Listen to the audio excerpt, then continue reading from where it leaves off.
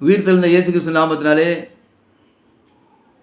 Miracle ministry சார்பாக உங்களை வாழ்த்துக்கிறேன். இன்று இந்த சனிக்கிழமை 2022 தேவன் நமக்கு சில அறிவுரைகளை கூறுவது மட்டுமில்லாமல் விசுவாசிக்கிற நமக்கு, அதாவது விசுவாசிகளை நமக்கு சில தாளந்துகளை வரங்களை கொடுத்திருக்கிறார். ஏன்னா அவர் நம்ம மேலே வைத்திருக்க அன்பின் காரணமாக நாம் விசுவாசிக்கிறோம். இயேசு என்ற நாமத்தை விசுவாசிக்கிறோம். அந்த அருமையான நாமத்தை நாம் விசுவாசித்து நாம் ஞானஸ்நானம் எடுத்து ரட்சிக்கப்பட்டிருக்கிறோம். அப்போ ரட்சிக்கப்பட்ட அவரை இயேசு கிறிஸ்து விசுவாசிக்கிற நமக்கு நாம் என்ன எல்லாம் செய்யலாமா? நமக்கு எட்டாவதும் அறியாதுமான விஷயத்தை அவர் நமக்கு கொடுக்கிறார். ஏன்னா நம்ம அவர்களை விசுவாசிக்கலாமா, ஆண்டவரை விசுவாசிக்கலாமா? அன்பினால் இந்த அருமையான தேவன் என்ன கொடுக்குறாருன்னா, நம்ம மார்க் 16:17 நம்ம படிக்கும் பொழுது, விசுவாசிக்கிறவர்களால் நடக்கும் அடையாளங்கள் யாவன? என் நாமத்தினாலே பிசாசுகளை துரத்துவார்கள், நவமான பாஷைகளை பேசுவார்கள், சர்ப்பங்களை எடுப்பார்கள், சாவுக்கு ஏதுவான யாதொன்றை குடித்தாலும் அது அவர்களை சேதப்படுத்தாது, வியாதிஸ்தர் மேல் கைகளை வைப்பார்கள், அப்பொழுது அவர்கள் சொஸ்தமாவார்கள். ஆமேன், ஆமேன், ஹல்லேலூயா. சொஸ்தமாவார்கள். இப்படியாக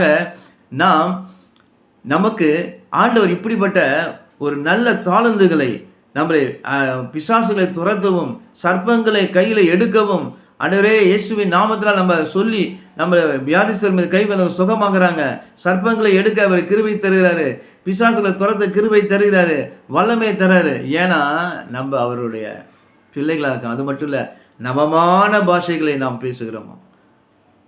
அது தேவனுக்கு பிரியமான, தேவனால் அருளப்பட்ட நவமான பாஷைகளை பேசும் பொழுது பிசாசு நடுங்குவான்.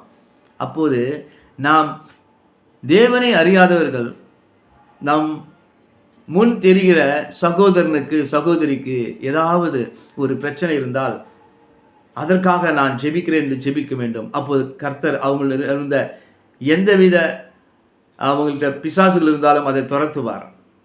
அவர்களுக்கு புறஜாதிங்க இருப்பாங்க, பேச முடியாமல் இருப்பாங்க, சொல்ல தெரியாமல் இருக்க, யார் நமக்கு இந்த வியாதிலிருந்து சுகம் தர முடியும், விடுதலை தர முடியும் இருப்பாங்க. அவர்களை நாம் பார்த்து அவர்கள்ட்ட நான் உங்களுக்கு ஜெபிக்கலாமான்னு சொல்லி அந்த வியாதிக்காக ஜெபிக்கும் பொழுது ஆண்டவர் சொல்றாரு, வியாதிகளை சொஸ்தமாக்குவேன்னு சொல்றாரு. ஐ வில் கியூர் தம்ன்றாரு, ஐ வில் ஹீல் தம் அப்படின்னு சொல்றாரு. அப்போ இந்த வசனத்தை பிடிச்சி நம்ம சொல்கிறோம், ஆண்டவரே இன்னைக்கு இவங்களுக்காக நான் ஜெபிக்க போகிறேன்.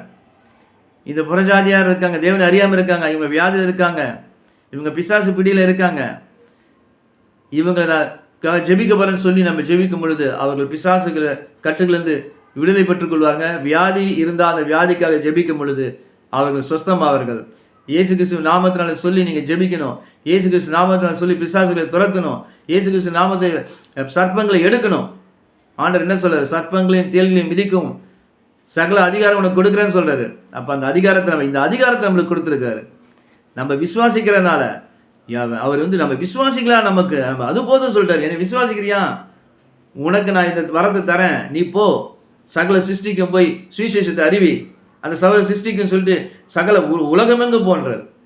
உனக்கு தெரிந்த ஊர்களுக்கு போ, கிராமங்களுக்கு போ, எல்லா இடத்துக்கு போ, அந்த இடத்துல போயிட்டு என்னை பற்றி சொல்லு, ராஜ்யத்தை தேவ ராஜ்யத்தை பற்றி சுவிசேஷம் சொல்லு, இயேசு கிறிஸ்துவே தேவன் என்றும் அவரே பரலோகத்துக்கு வழி என்றும் சொல்லும் பொழுது அவர்களுக்கு என்னென்ன பிரச்சனை இருக்கு அதற்காக ஜெபி.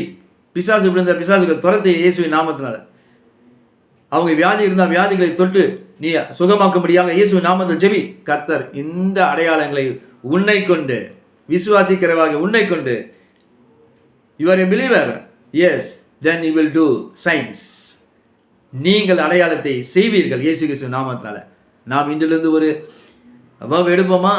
நாம் ஆண்டவருக்காக நாம் ஊழியம் செய்வோம். ஆண்டவருக்கான வேலை செய்கிறவங்க இருந்தால் நாம் வேலை ஸ்தலத்தில், நம்மளுடைய பக்கத்தில் ஊரில் எங்கே குடியிருக்குமோ அந்த இடத்துல யாருக்காச்சும் ஒருத்தருக்காச்சும் ஆண்டவரை பற்றி சுவிசேஷம் அறிவிப்போம், காஸ்பலை சொல்லுவோம், ப்ரீச் பண்ணுவோம்.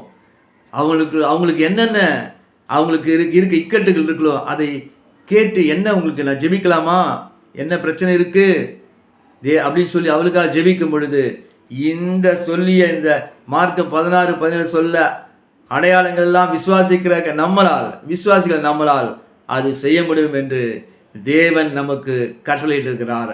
இந்த வசனத்தின் மூலம் தேவன் பார்க்கிற யூடியூப்ல, ஃபேஸ்புக்கில் பார்க்குற யாராக இருந்தாலும், சகோதர சகோதரிகளே, தேவனுக்கு பிரியமானவர்களே, அன்பு நண்பர்களே, உங்களுக்கு கர்த்தர் இன்னைக்கு இந்த வார்த்தை மூலம் ஒரு விடுதலை, இந்த வார்த்தை மூலம் உங்களுக்கு அறிவுரை கூறுகிறார். நீங்கள் சகல சிருஷ்டிக்கும் போய் சுவிசேஷத்தை அறிவிங்கள்.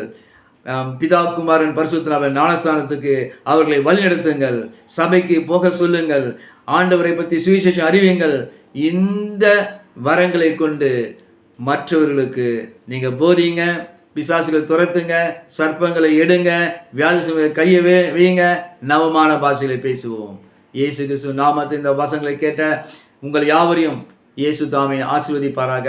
உங்களுக்கு இந்த சுவிசேஷத்தை சொல்லும் பொழுது கர்த்தர் உங்கள் வேலையை அவர் பார்த்து கொள்வார். உங்கள் தேவையை அவர் சந்திப்பார்.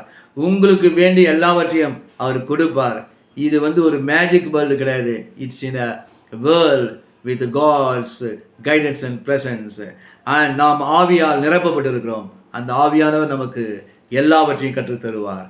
சகல சிருஷ்டிக்கும் சென்று சுவிசேஷத்தை பிரசங்கியுங்கள். ஆமென், ஆமென். Thank you God. Your name to be glorified. Amen and amen.